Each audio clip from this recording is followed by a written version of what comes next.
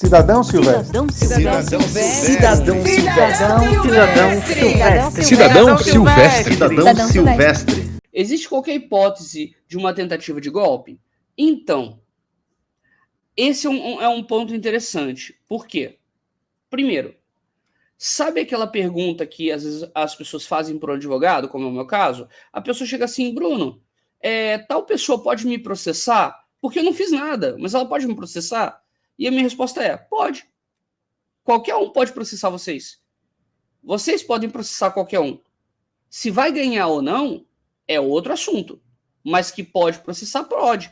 Eu posso processar os Estados Unidos dizendo que, sei lá, a Geórgia é minha. Eu posso dizer, a Geórgia é minha. Estou entrando com uma ação. Vou ganhar? Não. Mas pode processar. O problema é que o desconhecimento sobre a lei e o desconhecimento sobre o funcionamento das instituições acaba gerando esse problema, acaba gerando essa dificuldade de compreensão sobre como é que funciona o judiciário. Então, hoje, inclusive, tem acontecido um problema que lá na frente, ó, vou deixar isso aqui gravado, tá? Lá na frente vai dar muita treta. Sabe o que é? O Procurador-Geral da República, senhor Augusto Aras, ele, o que ele é? O que um Procurador-Geral da República faz? Um Procurador-Geral da República é ele que defende a sociedade. Por exemplo, eu, sei lá, alguém foi e quebrou meus óculos. Eu vou processar a pessoa, porque ela quebrou meus óculos. Agora imagina um patrimônio público. Alguém quebrou sei lá, um museu. Alguém tacou fogo no museu. Infelizmente, né? A gente já sabe que isso tem acontecido. O que acontece? Quem é que vai defender o museu? Como é que o museu vai se defender? Aí existe a Procuradoria, existe o Ministério Público. O Procurador-Geral da República, ele é o representante máximo, representante mor da Procuradoria do Ministério Público Federal, tá certo? Chamado de PGR. E ele é quem deveria defender a sociedade. Mas o que ele tem feito? Ele foi reconduzido ao cargo, sendo que ele foi indicado pelo Bolsonaro fora da lista tríplice, certo? Então, o Bolsonaro, ele fez como o Fernando Henrique Cardoso. Se vocês olharem lá atrás, na época do Fernando Henrique Cardoso, vocês vão lembrar que existia um procurador chamado Geraldo Brindeiro. E ele foi conhecido como Arquivador-Geral da República. Como assim? Ele era alguém que tudo que acontecia no governo Fernando Henrique, ele não corria atrás. Ele não processava, ele não entrava com as ações, ele deixava para lá. É o que o Augusto Aras tem feito. E é um grande problema. Inclusive, o Augusto Aras passou vergonha quando a ministra Rosa Weber falou que ele tinha que investigar, que ele tinha que tomar atitudes. Eu não estou aqui com o número do processo agora, mas se vocês quiserem, depois eu até passo. Mas isso aconteceu. No caso que eu movi contra o presidente da República, Augusto Aras não quis investigar. Então, quando você tem um procurador que acaba sendo amigo do presidente e não fazendo as medidas contra o presidente, acaba prejudicando o funcionamento da democracia. E é mais uma instituição que está sendo aparelhada. O que se chama, né, o aparelhamento das instituições? O que significa esse aparelhamento das instituições? Isso significa que você, por exemplo, você está colocando... Eu vou dar um exemplo bem crasso aqui, tá? Imagina o seguinte, olha, você colocou a sua mãe para ser sua assessora. Você colocou o seu irmão para ser o cara que vai te processar.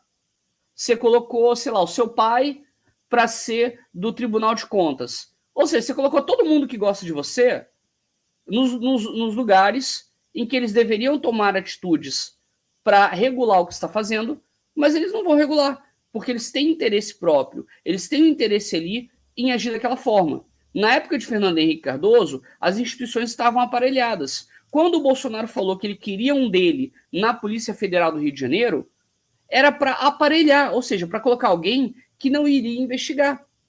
É isso que se chama aparelhar. E aí, aqui eu quero fazer um comparativo entre o governo do PT e o governo do Bolsonaro.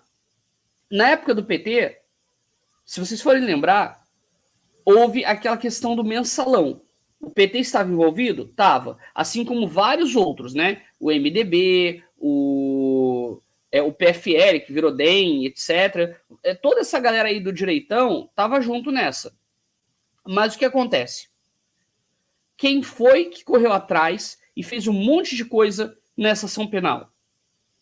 Vocês vão lembrar? O ministro Joaquim Barbosa. Quem indicou o ministro Joaquim Barbosa? Foi o PT. Ou seja, o PT ele não colocou pessoas ali nas instituições para que houvesse um guarda-chuva de proteção a eles. Não foi isso que aconteceu. Os procuradores, Dr. Rodrigo Janot e depois Raquel Dodge, eles não foram colocados, né? A doutora Raquel Dodge, ela não foi colocada ali para defender o PT. Não foi colocada ali para proteger o PT. E é por isso que é importante explicar que aparelhamento das instituições é colocar amigos, pessoas que têm interesses em te defender, em lugares que a pessoa deveria regulamentar o que está fazendo. E é isso que o Bolsonaro está fazendo. Ele está repetindo a tática que outros governos anteriores usavam. E isso é um problema grave, porque imagina o aparelhamento das instituições e aquela instituição que você não pode aparelhar, você quer derrubar. Isso é um caminho para um golpe, isso é uma tentativa de golpe. E aí, quando alguém faz uma pergunta aqui para mim, como eu falei, se essa situação, se existe a possibilidade de golpe, como foi a Ana colocou aqui, eu respondo para ela, existir, existe. Mas a questão é, eu acredito que se houver uma tentativa de golpe, haverá uma profunda resistência. Por quê? O Brasil, ele tem um patrimônio natural gigantesco, tá? Geralmente, no mundo, quem interfere são as grandes potências mundiais. E geralmente elas interferem quando o país ele não quer levar, ele não quer liberar o seu patrimônio, tá? Vou dar um exemplo para vocês. No Oriente Médio, você tem toda aquela região de gasoduto, você tem toda aquela região do petróleo, do petrodólar, você tem uma região gigantesca de um patrimônio incomensurável, uma quantidade incomensurável de coisas, não é? Essa situação do petrodólar, por exemplo, e de outras situações ligadas ao patrimônio de um país, o Brasil ele entrega de graça. Infelizmente é isso. Por que entrega de graça? Porque se você for reparar, houve a questão da licitação na parte da água. Vocês lembram das águas de São Lourenço, em Minas Gerais? Aliás, quem for de Minas aí até comenta. Tinha as águas de São Lourenço. Houve uma licitação e a Coca-Cola comprou. Ou seja, as águas de São Lourenço agora, elas não são mais um patrimônio do país, daquela região. Elas são algo ligado à multinacional americana.